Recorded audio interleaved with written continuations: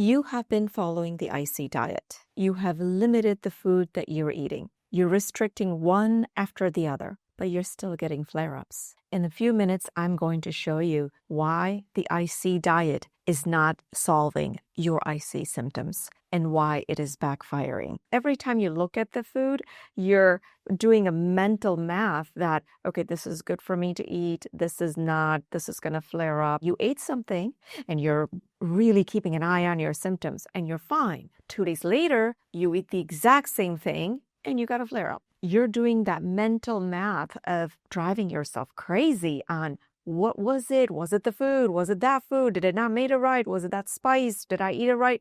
All of that.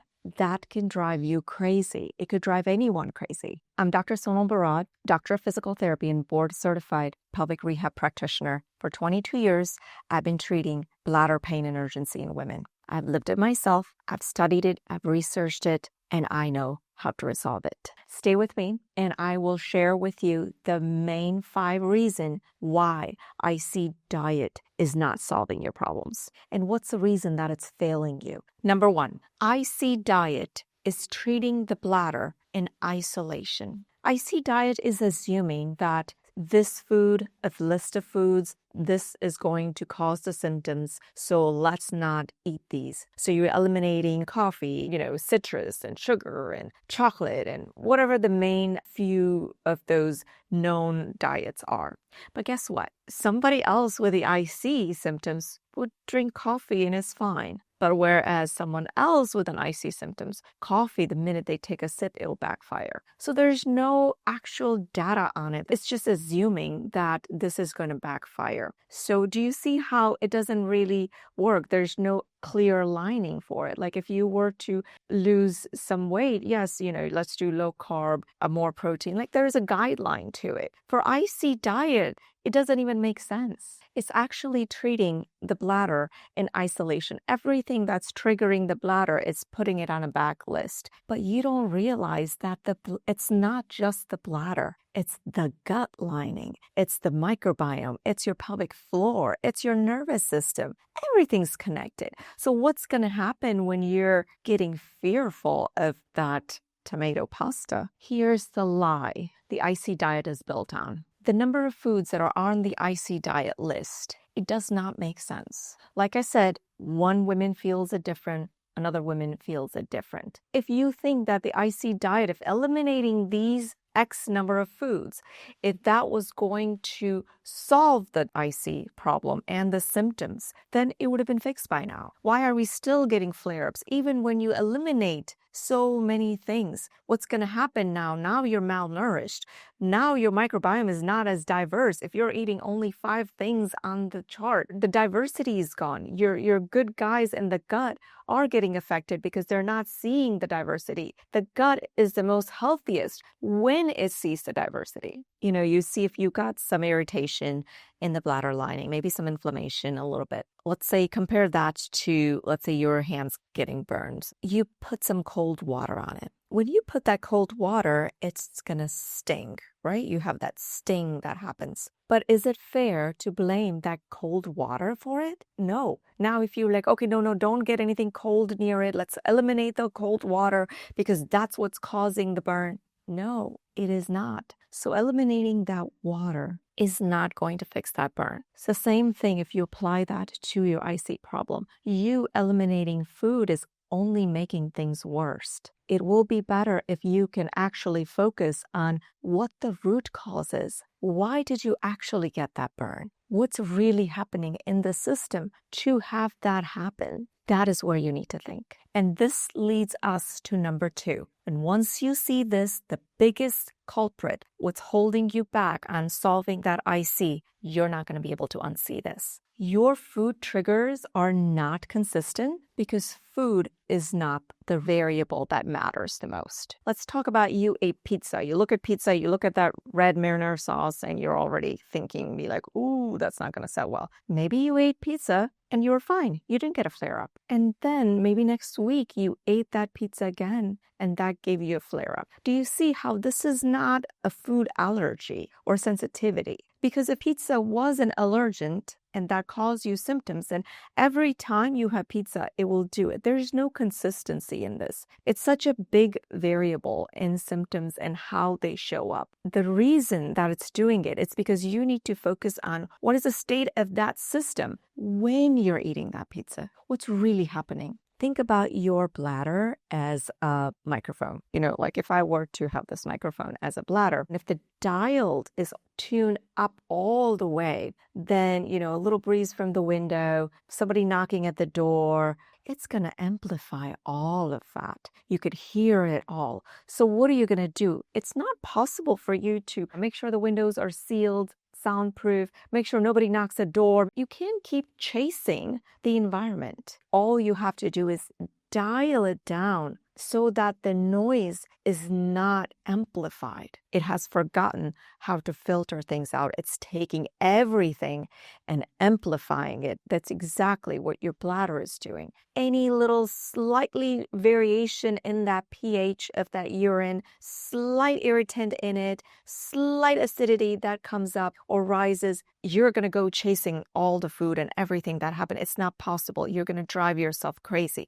It doesn't work that way. So it doesn't matter what you eat or what you drink, acidity in the urine is going to be there. When I say that you have to really focus on where the whole system is, how can you dial it down? It depends on how your entire system is, how your nervous system is, how you're breathing, how are you digesting, who are you when you're showing up when you're eating. It's not just the icy diet that's ineffective. It's all the restrictions that are keeping you stuck. They're actually the restrictions that's making the things worse. And this is the part that nobody talks about. If this is making you rethink your icy diet, your foods, your restrictions, and your symptoms, hit subscribe. All of these videos on this channel are built on each other. What's coming next will surprise you. Number 3, food fear itself is keeping your nervous system in a stuck mode. You're not flaring up because of the food. You're flaring up because of what you're perceiving that food is. Your nervous system does not know the difference,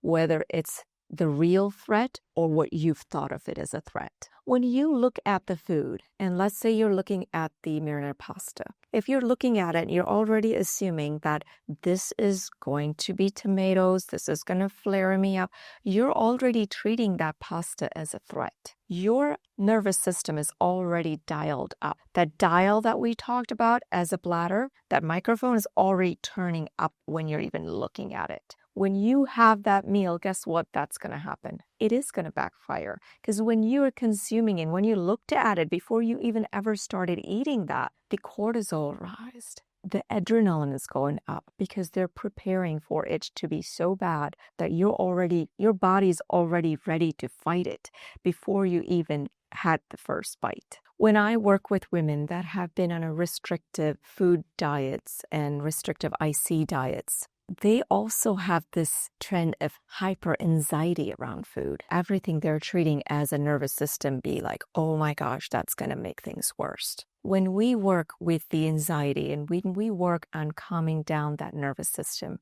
and have a strategic plan on what you can do, how you can work, have some tools, they can eat the same meal and not have flare up. Nothing really changed about the bladder or the food. All that changed was their nervous system and how they're perceiving. So if you've been on a restrictive diet for years or months and months, that's how much dialed up your bladder is when it comes to hypersensitivity. Ask yourself these 3 questions. When I see the food, how is my anxiety level? Check, see where it is. If it's high, note that. Second, if you're seeing a food and you're mentally thinking about, is this safe? Is this on the IC diet? Yes or no? Think if you're doing that. Number 3, there's no regulation over it. You eat something and it feels okay. Then you eat something and it's firing up. So if there's no consistency, you can't always connect the dots with the food and the flare up. So if you can see yourself in 2 or all 3 of them, then you have what I will call it is food fear. And that's the byproduct of being on a restrictive IC diet. The IC diet is not just destroying your nervous system. It's also destroying the number one system that the bladder depends on it the most. Which brings us to number 4. The extreme diet is destroying your gut. Because you're in a restrictive diet, you're starving the gut from diversity. If you're limiting all the food that you're eating, now you're not getting enough fiber, you don't have enough diversity, enough variation. The number one thing that the bladder is dependent on is the gut. However, your microbiome in the gut lining is exactly replicated into the bladder. So now you have a very restrictive microbiome or overgrowth of a bacteria, not very well balanced. That's exactly what you're going to see in the bladder lining as well. So when that happens, now the bladder lining is going to be inflamed. There's going to be more inflammation, more irritated. You see that redness and irritation on the cystoscopy. Yes, but that's just following whatever the gut lining is. So now that bladder has all of that interruption in the lining and the microbiome has been disrupted. Maybe the bad guys are more now because you don't have enough fiber to flush it through. And now they're not going to be able to prevent the next UTI. They can't protect you. And now they're flare up and inflamed and are getting triggered with any slight change in that urine pH. The restrictive diet is not only not treating the bladder, but you being on a restrictive diet is destroying the entire ecosystem of your body. So I had a patient, Diane, and she gave up coffee for 11 years. Every month, her list of food that she could eat is shrinking and shrinking and shrinking. When I talked to her, she said, oh, coffee used to bring me joy. That's the one thing she looks forward to when she wakes up, but she can't do it because now it's flaring her up and now she's miserable after drinking a cup of coffee for the whole week, so it's not even worth it. When we started working on her, we didn't change anything. We didn't do any gut work, nothing. All we did is we just dialed down that nervous system. We'll dial it down where it's not taking that cup of coffee as a threat. It's taking it, be like, oh, it's okay. Actually be able to enjoy a cup of coffee without flaring up or without having the fear of the flare up. And she got it. If I can just tell you one thing, that's going to be stop taking away food every time the little flare-up has been caused. That's destroying you more than it's helping. It's obviously not helping because you're still getting a flare-up. Doesn't matter how many things that you're cutting it out. So if there's just one takeaway from this, let that be.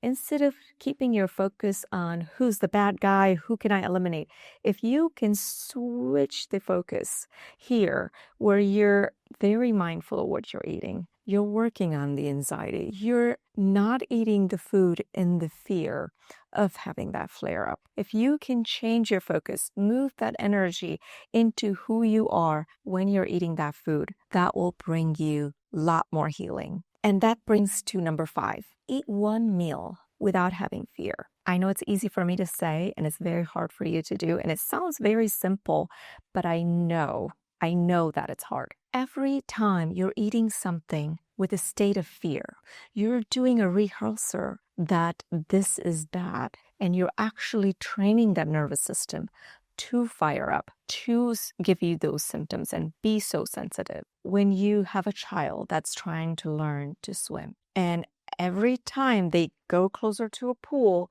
the adult is like getting panicked.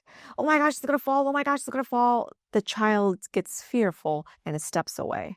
But if you continue doing that over and over and over, now that child's gonna learn that water is a problem. Water is a threat. And guess what? It's never gonna learn how to swim. But I'm not saying that throw that kid into the deep end and let her figure out how to swim. That's too aggressive. You can't just get up and do that.